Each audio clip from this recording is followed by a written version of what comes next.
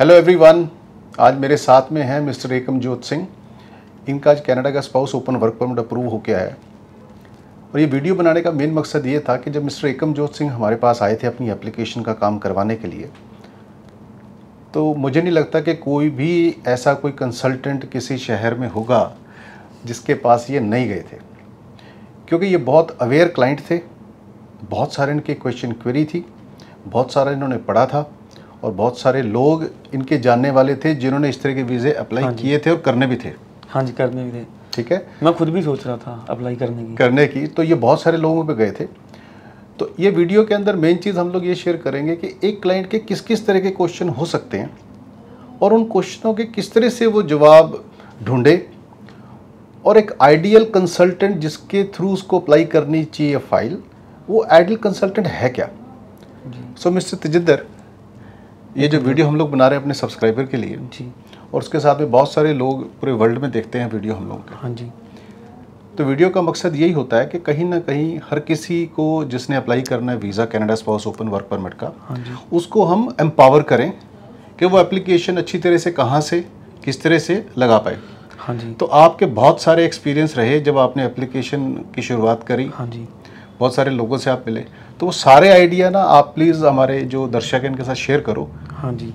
मैं 2020 में अपनी वाइफ की जब फाइल लगाई थी मैंने, वो कंसल्टेंट मेरे फ्रेंड थे। अच्छा। मेरी वाइफ का वीज़ा आने के बाद मैं अपनी फ़ाइल लेके गया उनके पास, तो उसने हाथ जोड़ दिए कि भाई मैं तेरी फाइल नहीं लगाऊंगा, इसमें थोड़ी सी टेक्निकलिटीज़ ज़्यादा होती हैं, तो मैं रिस्क नहीं लूँगा, कल को हमारा आपका रिलेशन ख़राब ना हो, मैं सजेस्ट कर देता हूँ आपको। तो मैंने कहा अगर आप नहीं लगाओगे तो फिर मैं अपने लेवल पर रिसर्च करूँगा ना, आप सजेशन मत दो फिर मुझे। फिर मैंने घर से बैठ के चंडीगढ़ में काफ़ी सारे एजेंट्स सर्च किए, मैंने एक लिस्ट तैयार की और मैं चंडीगढ़ आ गया 3 दिनों के लिए। अच्छा। मैंने यहाँ पे आसपास क्या, आप यूपी रामपुर से? मैं यूपी रामपुर से हूँ, डिस्ट्रिक्ट रामपुर, डिस्ट्रिक्ट रामपुर से। तो वहाँ पे भी बहुत सारे एजेंट हैं, लेकिन इसमें एक्सपर्टीज नहीं है किसकी, SOWP में, स्पाउसल ओपन वर्क परमिट में। ओके। तो मैं यहाँ पे 3-4 दिनों के लिए आया। मैंने पूरी फाइल तब मेरी रेडी थी। अच्छा। मैंने पूरी फाइल रेडी कर ली थी, कई सारी चेकलिस्ट देख ली थी, सारा कुछ कर लिया था, लेकिन मैं वेट कर रहा था। मैंने जब यहाँ पे ढूंढा, मैंने बहुत सारे लोगों से कंसल्ट किया, बहुत सारे एजेंट से। मुझे कईयों से बात करके ऐसे लगा यार कि जितनी नॉलेज इनको है इतनी तो मेरे को भी है, कोई नई बात तो मुझे बताई नहीं, तो मैं इनसे क्यों लगाऊँ फाइल। तो मैं ऐसे करता करता मेरी लिस्ट में सेकंड लास्ट नंबर पे ग्लोबिस भी था।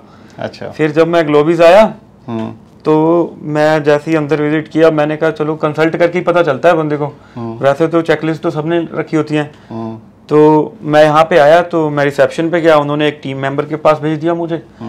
तो उन्होंने कहा कि ये डॉक्यूमेंट चाहिए होंगे।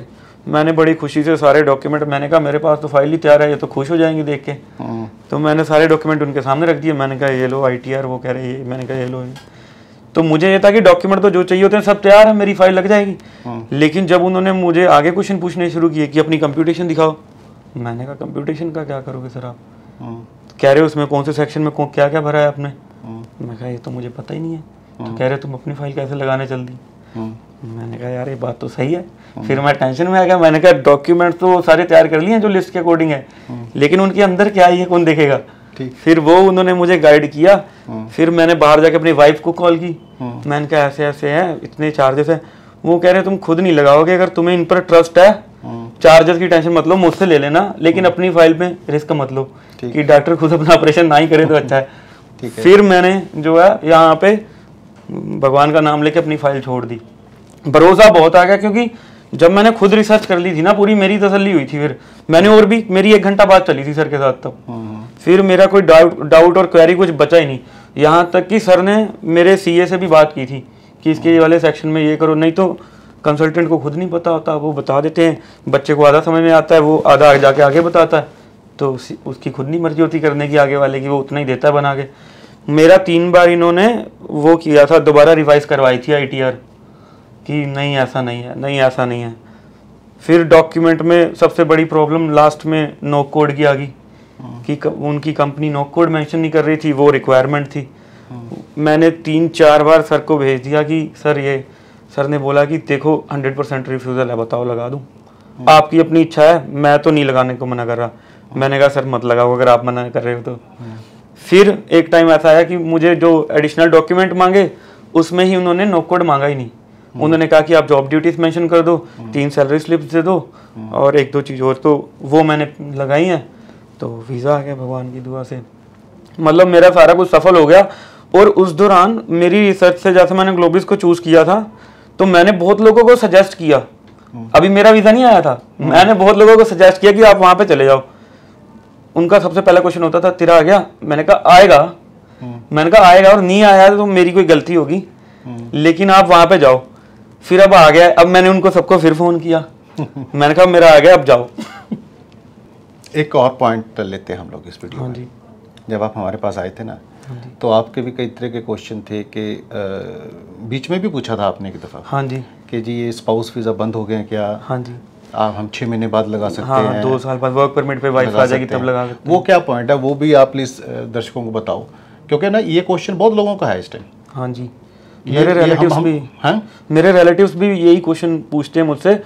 उन्होंने, उनका वीज़ा आ गया, मेरी दीदी का, मेरे जीजा ने प्लान कैंसिल कर दिया जाने का कनाडा, कि हम दोनों साथ नहीं जा पाएंगे, यहाँ पे 2 साल बाद फाइल लगेगी मेरी, तो ये 2 साल वहाँ पे रह नहीं पाएगी। मैंने कहा आपको कहा किसने है 2 साल बाद फाइल लगेगी? तो वो टिकटॉक पे वीडियोस नहीं आती, यूट्यूब पे और रील्स पे, उन पे भरोसा करके मैंने कहा आप मुझे कहीं ऑफिशियल वेबसाइट पे लिखा है ना तो आप भेज दो। वो कह रहे हैं आप कंफर्म करो, मैंने आपको मैसेज किया, आपने कहा कि ये 100% फॉल्स न्यूज़ है, अगर कहीं मेंशन है तो मुझे आप स्क्रीनशॉट या लिंक भेजो, मैं फिर मानूंगा आपकी बात। वो कहाँ मिलना था जब है ही नहीं बात। तो फिर अब मैंने उन्हें कहा, अब उनका पूरा प्लान चेंज हो गया, वो फिर कनाडा चल रहे हैं, दीदी की फ्लाइट होगी, वो चलेगी हैं, अब ये डॉक्यूमेंट्स प्रिपेयर कर रहे हैं, आपके पास आएंगे वो कुछ दिनों में। आपको पता है ये जो सोशल मीडिया है ना, हाँ जी, हम भी सोशल मीडिया पे जाएगा ये वीडियो हम लोग। हाँ जी। सोशल मीडिया के ऊपर जितनी सारी बातें हैं वो सारी, ये तो नहीं कह सकता कि सच्चाई या झूठ है, लेकिन उन बातों के ऊपर हर किसी को अपनी एक स्टडी ज़रूर करनी चाहिए। बिल्कुल करनी, ठीक है ना। तो जैसे आपने वो किस्सा आपकी सिस्टर वाला, आई थिंक उस टाइम आपका मेरे को ही फ़ोन आया था, मैंने आपको फ़ोन किया था, मैं टेंशन में था। वो 8-10 लाख रुपए, 15-16 लाख रुपए लगा के फिर 8-10 लाख फिर लगाते ऑस्ट्रेलिया के लिए। मैंने कहा लोग तरस रहे हैं, तुम्हारा वीज़ा आ गया है। और आपको एक चीज़ और मैं आप बताता हूँ, Canada spouse open work permit के अंदर जैसे इनकी फाइल लगी थी मिस्टर एकम की, तो इनकी वाइफ ऑलरेडी चली गई थी वहाँ पे। हाँ जी। लेकिन आपको पता है अब हम लोग जिस तरह की फाइलें लगा रहे हैं, उन फाइलों के अंदर हस्बैंड और वाइफ और बच्चे सारे इकट्ठे ही अप्लाई कर रहे हैं। हाँ जी, आपने बताया था, आपकी वीडियो भी देखी थी मैंने। हाँ, तो इस केस के अंदर अगर कोई प्लान कर रहा है अपना Canada spouse open work permit का, अगर वाइफ चले गई है फिर तो आप Canada spouse open work permit जैसे एकम जोत का आया वैसे अप्लाई करो। अदरवाइज आप अगर शुरुआत कर रहे हैं और स्टूडेंट वीज़ा, स्पाउस वीज़ा और अगर आपके बच्चे भी हैं वो भी आप अपनी एप्लीकेशन इकट्ठी लगा सकते हो। इसका जो वीडियो का लिंक है, इस वीडियो का लिंक हमारे डिस्क्रिप्शन में भी है, और इस वीडियो के इस सेक्शन आई सेक्शन के ऊपर भी अगर आप क्लिक करेंगे तो आपको वो वीडियो का लिंक मिल जाएगा, और उस वीडियो को डिटेल में आप देख सकते हैं कि आप पूरी फैमिली का वीज़ा कनाडा का कैसे इकट्ठा अप्लाई कर सकते हो। हाँ जी, ठीक है। हाँ। और वो जो बात एकम ने अभी बोली है कि ये बहुत सारे लोग इसके ऊपर कंफ्यूज्ड हैं बहुत ज़्यादा कि Canada spouse open work permit जो है स्पाउस के जाने के 6 महीने बाद लग सकता है, या जब वो वर्क परमिट पे आ जाती है तब लगता है। ऐसा कुछ नहीं है। स्पाउस अगर आपका चला गया है तो आप उसके जिस दिन वो कोर्स शुरू करे उस दिन अपनी फाइल लगा सकते हो। अगर वो नहीं गया है और अप्लाई अभी नहीं किया उसने, तो आप अपनी एप्लीकेशन इकट्ठे भी अप्लाई कर सकते हो। और क्या एक्सपीरियंस रहा आपका? एक एक्सपीरियंस ये भी है इसमें कि जैसे हम लोग काफ़ी घूमते हैं एजेंट्स में, हमारे लोकल में, जैसे मैं यूपी का रहने वाला हूँ, वहाँ पे भी एजेंट्स की कमी नहीं है। वहाँ पे जाओगे तो उनके पास भी वही चेकलिस्ट होगी जो आप कहीं से भी डाउनलोड कर लो, उससे ज़्यादा उनको कुछ नहीं पता है। मतलब जो बीच में छोटी छोटी टेक्निकलिटीज़ है ना, एक बार मुझे आपकी फाइल लगी हुई थी मेरी, उसी के दौरान कॉल आई थी सर की यहाँ से कि ये बताओ कि तुम्हारी वाइफ का वर्क परमिट आ गया। मैंने कहा हाँ सर, अपडेट कर दिया हम लोगों ने सबने। तो उन्होंने कहा कि ये बताओ वो अप्लाई किसने किया था? मैंने कहा मेरी वाइफ ने खुद अप्लाई किया था। वो कह रहे थे सारा डिटेल्स मंगवाओ। मैंने कहा क्यों? उन्होंने कहा कि अभी हमारे एक क्लाइंट का रिफ्यूज़ल आया इस वजह से, क्योंकि उन्होंने जो जॉब ऑफर दिया है उससे अलग डिटेल्स भर दी थी उसकी वाइफ ने जब खुद वर्क परमिट अप्लाई किया था। तो एम्बेसी को, इमिग्रेशन को मिसकन्फ्यूजन होगी, इसमें अलग अलग डिटेल्स चलेगी। वाइफ ने अलग दे दी और उन्होंने जो हमें जॉब ऑफर दिया वो अलग दे दी। मैंने कहा सर इसमें कोई बचाव का रीज़न हो सकता है हल? सर कह रहे हैं अगर उसका एजेंट ने अप्लाई किया हो तो हम एजेंट पे डाल सकते हैं, अगर उन्होंने खुद अप्लाई किया हो और कोई गलती कर दी हो तो कोई बचाव नहीं है। अब इतनी बारीक चीज़ कोई किसी को बताता ही नहीं है। हमारे उधर एजेंट को पता ही नहीं होता है। कोई केस जो चल रहा होता है, जिस रीज़न से रिफ्यूज़ल आता है, कोई किसी को कॉल करके बताता नहीं है कि उसका किस वजह से आया। मैंने अपनी वाइफ को कॉल की, वो रात को उठी, उसने सारी फाइल मुझे भेजी, मैंने तो यहाँ पे सर को भेजी, सर ने पूरी स्टडी की, कह रहे ठीक है कोई बात नहीं। अब इतनी छोटी छोटी चीज़ें, छोटे छोटे गांव में एजेंट्स हैं, वहाँ तक आधी इन्फॉर्मेशन पहुँचती नहीं है, और इतनी मेहनत कोई नहीं करता कि इमिग्रेशन की वेबसाइट खोल के नई अपडेट्स वहाँ पे देखता रहे, उनको जान पहचान से पता चलता है। और आपको बताऊँ मैं, हाँ जी, आप इमिग्रेशन की वेबसाइट के ऊपर भी जाओ, बहुत सारी डिटेल्स वहाँ पे मिलती है, मेंशन नहीं है। हाँ जी, है ना। अच्छा, इसके अलावा जो आप ये कह रहे थे वर्क परमिट को लेके, हाँ जी, बहुत सारी एप्लीकेशन जो 2019-20 की लगी थी ना कोरोना से पहले, हाँ जी, उनके डिसीजन बहुत देर तक तो आए नहीं। हाँ जी, कोरोना से पहले सिचुएशन ये थी 1.5 महीने में 2 महीने में डिसीजन आ जाता था। हाँ जी, कोरोना आया उसके बाद तो टाइमलाइन तो ख़त्म ही हो गई। हाँ जी, और हुआ ये कि बहुत सारे लोग जो स्टूडेंट गए थे, पढ़ाई ख़त्म हो गई और वर्क परमिट पे आ गए। हाँ जी, अब ये एक नई चीज़ थी इस इंडस्ट्री के लिए, हाँ जी, तो लोगों ने तो बहुत सारे कंसल्टेंट ने कुछ नहीं किया, वो कहते जी अपने आप हो जाएगा हो जाएगा। विड्रॉ भी करवा दी, बहुत सारों के तो विड्रॉ करा दिए उन लोगों ने। मुझे भी हमारे पास आए बहुत सारे केस ऐसे, मुझे भी सलाह मिली। हाँ, तो हमारे पास बहुत सारे केस ऐसे आए विड्रॉ के। लेकिन हम लोगों ने हर एक एप्लीकेशन के अंदर क्या किया, हर एक, क्योंकि 1-2 एप्लीकेशन 15-20-50 एप्लीकेशन मेरे पास बहुत सारी होती हैं यहाँ पे, लेकिन कॉमन मीटिंग करके हर एक टीम मेंबर को हमने ये समझाया कि हर एक क्लाइंट से आप बात करो जिसकी फाइल सिस्टम में है, उसको समझाओ कि अगर उनकी वाइफ की पढ़ाई ख़त्म होकर वर्क परमिट पे आ गए तो वो पेपर मंगाओ, क्योंकि वो हमें चाहिए और वो हमें अपडेट कराने बेसी में। हाँ। तो हर एक, कितनी एप्लीकेशन थी हमारे पास, आप मानेंगे नहीं, मेरे में भी सेम ही था। सेम था ना। तो जितनी भी एप्लीकेशन थी हमारे पास में, हर एप्लीकेशन के अंदर जो हमारे लेवल पे काम होना था ना, वो 3-3, 4-4 गुना हो गया। हाँ जी, ठीक है, ये तो बहुत सिंपल है कि आप किसी को बोल दो अपनी एप्लीकेशन विड्रॉ कर लो। हाँ, लेकिन फिर आप कंसल्टेंट काहे के हुए? सही बात है। ठीक है, कंसल्टेंट तो वो है एक अच्छे राह के ऊपर आपको लेके जाए। तो हर एक क्लाइंट को हम लोगों ने फ़ोन किया, हर एक क्लाइंट से ये चीज़ डिस्कस करी, बताया उनको कि अगर आपका कोई भी सर्कमस्टेंस चेंज हुआ तो प्लीज़ आप हमें बताएं। तो बहुत सारों ने वर्क परमिट लिए, वो वर्क परमिट अपडेट किए। वर्क परमिट अपडेट करने के बाद में फिर एम्बेसी ने डॉक्यूमेंट रिक्वेस्ट की। सो डॉक्यूमेंट रिक्वेस्ट में वो 3-4 जो पेपर नॉर्मल मांगते हैं, हाँ जी, हाँ जी, कि आपका जॉब लेटर चाहिए, सैलरी स्लिप चाहिए, बैंक स्टेटमेंट चाहिए और कंटिन्यूशन रिलेशनशिप का प्रूफ चाहिए, वो अलग से आपसे मंगाते थे, वो आपको समझाते थे। अब आपके केस में भी तो मेरे याद है वर्क लेटर बनवानी थी, आप कह रहे थे क्या लिखवाऊँ, तो मैंने एक सैंपल भेजा था मुझे। फिर वो सैंपल मैंने अपनी वाइफ को दिया था, तो वो कह रहे आपकी वाइफ का भी फ़ोन आया था? हाँ, आपकी वाइफ भी डिस्कशन में थी मेरे साथ, शायद होगा, क्योंकि जहाँ कहीं पे भी कोई चीज़ टेक्निकल फंस जाएगी ना, उन्होंने ये भी मांग लिया था मेरी वाइफ की कंपनी वालों ने कि तुम इमिग्रेशन की वेबसाइट पे या हमें रिटर्न में दिखाओ कहाँ उन्होंने नो कोड कहा है कि इसमें लगाना होता है। हाँ। मैंने आपको मैसेज किया तो आपने मुझे लिंक भेज दिए 3-4। मैंने फिर वो पॉलिसी का लिंक भेजा। हाँ। जिस पॉलिसी के अंदर ये साफ साफ लिखा हुआ था कि no code should be mention. हाँ, फिर मैंने वो आगे भेजा। फिर उन्होंने क्या कहा कि भाई ये हम थोड़ा कंफ्यूज हैं, ये कौन सी नॉक के अंडर आता है, तो let immigration decide, we will mention all the job duties and everything. तो इमिग्रेशन डिसाइड कर लेगा खुद ही। लेकिन उसके अलावा भी इनकी वाइफ के जॉब को समझा, अकॉर्डिंगली उसके रिलेटेड जो जॉब रिस्पॉन्सिबिलिटीज की चेकलिस्ट थी, वो आपको हमने भेजी थी। हाँ जी, हाँ जी, उसके बेसिस पे आपकी लेटर बनी थी। हाँ जी।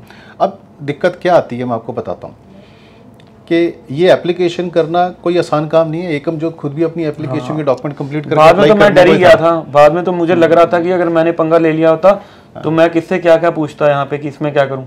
जो चेकलिस्ट की आप बात करते हो ना, चेकलिस्ट तो आप इस वीडियो की डिस्क्रिप्शन में जाओगे, उसे डाउनलोड कर लो। आपने भी देखी हो अगर हमारे पिछले वीडियो, हर डिस्क्रिप्शन के अंदर हम लोगों ने वो चेकलिस्ट रख दी। 10-12 चेकलिस्ट थी ना। हाँ जी। अब वो चेकलिस्ट जेनरिक है, लेकिन आपके लिए जो अलग से चेकलिस्ट होगी वो आपकी होगी। किसी और के लिए मैं चेकलिस्ट दूंगा अलग से होगा, क्योंकि किसी का कुछ व्यापार है, कोई कुछ करता है, कोई स्टूडेंट है, कोई काम करता है, कोई कैसे है, तो वो चेकलिस्ट जो है वो टेलर मेड उसको बोलते हैं। हर क्लाइंट की अपनी अलग है। चलिए, ये तो बातें हो गई आपके अपने एक्सपीरियंस की, कैसे आप हमारे पास में पहुंचे उसके बारे में। लेकिन यहाँ पे आके जो सर्विसेज आपको कंपनी ने दी या टीम ने आपकी, हम लोगों की टीम ने आपको दी, वो उसके बारे में भी थोड़ा आप एक्सप्लेन करो। जब मैं यहाँ पे आया था ना, पहले 15 दिन डॉक्यूमेंटेशन रिलेटेड बातचीत चल रही थी। शुरू में मुझे थोड़ा सा ऐसे लग रहा था कि यार बहुत दूर है, मुझे जाना आना पड़ा करेगा। कितने किलोमीटर पड़ता है आपका घर यहाँ से? 8 घंटे का रास्ता लगभग। अच्छा। तो 500-600 किलोमीटर है लगभग पड़ जाता है। ओके। एक तरफ का। अच्छा। हाँ, मतलब 1000-1200 किलोमीटर आना जाना पड़ता है मुझे। तो कितनी दफ़े बुलाया आपको हमने? आपने तो मुझे बुलाया ही नहीं कभी, वैसे वीज़ा दे दिया। मतलब मैं एक बार आया था आपके पास, तो आपने कहा था कि टेंशन मतलब मैं खुद ही आया था। लेकिन पेपर के काम हमने नहीं बुलाया ना, आपने नहीं बुलाया, मैं खुद ही आया था। आए थे, मैं चंडीगढ़ किसी काम से आया था। आपको मैं ना एक चीज बताता हूँ, एक मेरी टेम्पलेट वर्डिंग है। हाँ जी। तो जो मेजोरिटी हर क्लाइंट को हम लोग बोलते हैं कि पेपर के लिए मत आना। हाँ ठीक है, चाय पीने आओ। हाँ, आपने मुझे जब मैं आया था यही कहा। हाँ, चाय पीने आ जाओ, लेकिन पेपर के लिए नहीं बुलाते किसी को। पता है क्या, सारा ऑनलाइन वर्ल्ड हो चुका है। हाँ, जब आप जो पेपर मुझे चाहिए वो भी मैंने आगे ऑनलाइन भेजना है, फाइल भी ऑनलाइन ही है, फाइल भी ऑनलाइन जानी है, तो मैं आपको क्यों बुलाऊं बारी बारी। तो यहाँ पे मतलब बहुत इजी हो गया था, मैं टेंशन फ्री हो गया था। मुझे ये था कि कुछ मांगेंगे तो दे दूंगा, नहीं तो मुझे कोई टेंशन लेने वाली बात थी नहीं। मतलब बेफिक्र सा हो गया था। मेरी वाइफ जरूर फ़ोन करके मुझसे पूछती थी तो कि आपकी बात हुई नहीं हुई। मैंने कहा होगी, वो देख रहे हैं, कोई दिक्कत नहीं है। जो लेटेस्ट अपडेट होता था बता देता था अपनी वाइफ को। जब मुझे होता था 15-20 दिन, क्योंकि वेट पीरियड बहुत लंबा था, 2-2.5 साल 2020 में लगी थी मेरी फाइल। तो मैं बैठा, महीने में एक बार ऐसा होता था कि मैं कहता था सर कोई अपडेट, तो सर वो भेज देते थे मुझे 1-2 मिनट के अंदर ही स्क्रीनशॉट। हाँ, कभी ऐसा नहीं हुआ कि मेरी कॉल नहीं रिसीव हुई। कॉल रिसीव भी हुई है हर बार टेक्स्ट का भी रिप्लाई आया है, और विद इन 2 to 3 मिनट्स ही सारे रिप्लाईज आए हैं मुझे। ये सबसे बड़ी बात थी। नहीं तो मैं जैसे अपने दोस्तों से और रिलेशन से भी, मैंने अपनी वाइफ की भी फाइल लगाई थी ना, वो भी थोड़ा मुझे, वो भी अनप्रोफेशनल, ये अनप्रोफेशनलिटी होती है थोड़ी सी उनमें, कि वो कहते हैं भाई यार आ जाएगा तो बता देंगे, इतनी टेंशन को ले रहा है, हमें भी है। लेकिन ये है कि मुझे यहाँ पे मैंने उतनी बात ही पूछनी, और मुझे विद प्रूफ या विद लिंक वो यहाँ से मिल जानी कि ये देख लो, मैं सेटिस्फाई हो जाता था। तो कोई टेंशन कभी हुई नहीं मुझे। जब मैंने चूज कर लिया, मैंने कहा बस मुझे बेफिक्र होकर बैठ गया मैं। सभी को संदेशा क्या दोगे आप? सभी को संदेशा मैं ये दूंगा कि अगर आपको मेहनत नहीं करनी है, ढूंढना नहीं है एजेंट, अच्छा, तो मेरी बात मान लो, आप ऐसे ही आ जाओ ग्लोबिस में। क्योंकि मैंने, शायद आप ना कर पाओ, हर बंदा नहीं कर पाता इतनी मेहनत, और हर बंदे को ज़्यादा नॉलेज भी नहीं होती और समझ भी नहीं पाता। लेकिन मैंने अपनी वाइफ की भी फाइल तैयार की थी, तो मुझे काफ़ी ज़्यादा पता लग गया था। तो मैंने, पंजाबी में कहते हैं ना कि सुई के नक्के से निकाल के देखना, मैंने सुई के नक्के से निकाल के देखा था ग्लोबिस को। उसके बाद फिर मैं बेफिक्र हो गया था, और उसका फल आज आपके सामने। आज फल भी आ गया। आज फल भी आ गया फिर। चलो, बहुत बधाइयाँ आपको आपके वीज़े की। So much. ठीक है, ये थे मिस्टर एकमजोत सिंह, जिनका आज वीज़ा आ गया। इस वीडियो के अंदर इन्होंने बहुत सारी चीज़ें आपके साथ में शेयर की हैं, तो कोई ना कोई चीज़ कहीं ना कहीं किसी न किसी के लिए काम करेगी। बिल्कुल। और उसके साथ में अगर किसी का भी इस वीडियो को देखते हुए कोई क्वेश्चन क्वेरी है, तो मेरी उसको रिक्वेस्ट है कि आप ये जो नंबर डिस्प्ले के ऊपर चल रहे हैं, इन नंबरों के ऊपर फ़ोन करके अपॉइंटमेंट बुक करो, और व्हाट्सएप करके भी आप अपने क्वेश्चन क्वेरी के बारे में जवाब जान सकते हो। उसके अलावा चेकलिस्ट के बारे में मैंने बता दिया कि वीडियो के डिस्क्रिप्शन बॉक्स में चेकलिस्ट है, और अगर आपका कोई भी क्वेश्चन क्वेरी है तो प्लीज़ आप कमेंट बॉक्स के अंदर लिखें। Thank you very much for watching this video, और एकमजोत को दोबारा से बहुत बहुत बधाइयाँ। Thank you sir.